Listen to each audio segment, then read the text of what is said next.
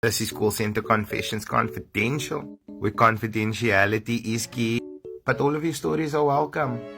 Just a disclaimer, companies' names will be withheld. No names either. And remember, this is all for the purposes of entertainment. And for today's confession, we discover that the Lulu is not always the Salulu.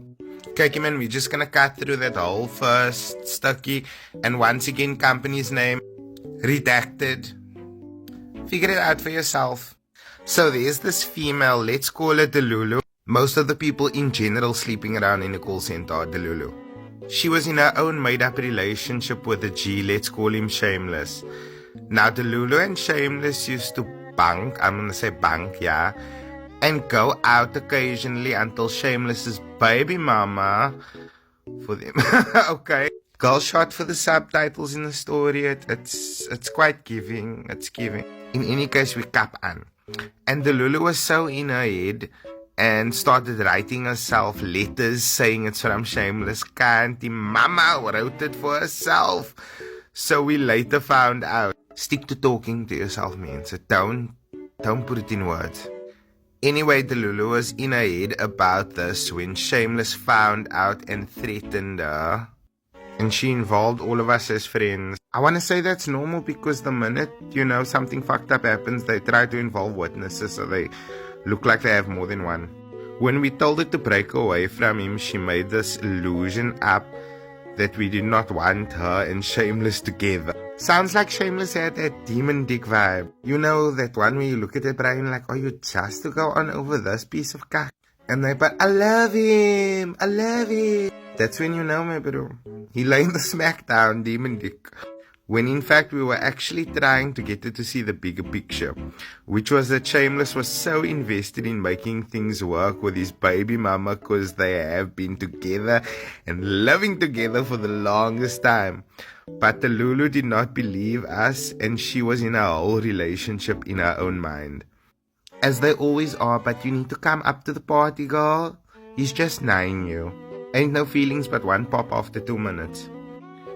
She believed he did not want to take her home because of renovations or because of not being together for long. Are you a malnai? Girl, wake up. You don't have a brain a call center if they haven't been to your house, so you don't know where they live. The Lulu was so hard-boiled she would make it a duty to dress so inappropriately to attract him and keep Shameless on her tail, to a point where Shameless told her on the night of our after party from our staff party that he was just not into her. Again, ladies, don't we read the dress code? I think I must do a video on the dress code. But why are you minimizing yourself for a man? She lost the shit and went mute for 3 weeks to say Shameless was quite content in his relationship with his baby mama, and now Shameless is in the Philippines. Nothing says I was a nice stick louder than going away with your ex and moving to a different country. Probably works in a call center there too. So the moral is the Lulu was forcing a relationship with someone who was a sideline fuck because he was horny once or twice. And I don't even need to tagline that shit, my bro, because it's right there. And look, man, I'm reading that bottom sticky that she even went as far to book hotels from the little to no money she had. Okay, guys, let's not talk out the men's financial status, but like, if you're spending money for a hotel room and that money's in a higher position than you, that I assume based on the story, or the fact that you even booking the hotel room altogether, it's desperation. Stop doing it. You saw all doing this, and then you say, no, we just went there to go have fun and do drugs. No, my bro, you went there to take a night and do drugs. Because if there's a hotel room involved, drugs are not far behind. But anyway, man, see yo, this has been a confession.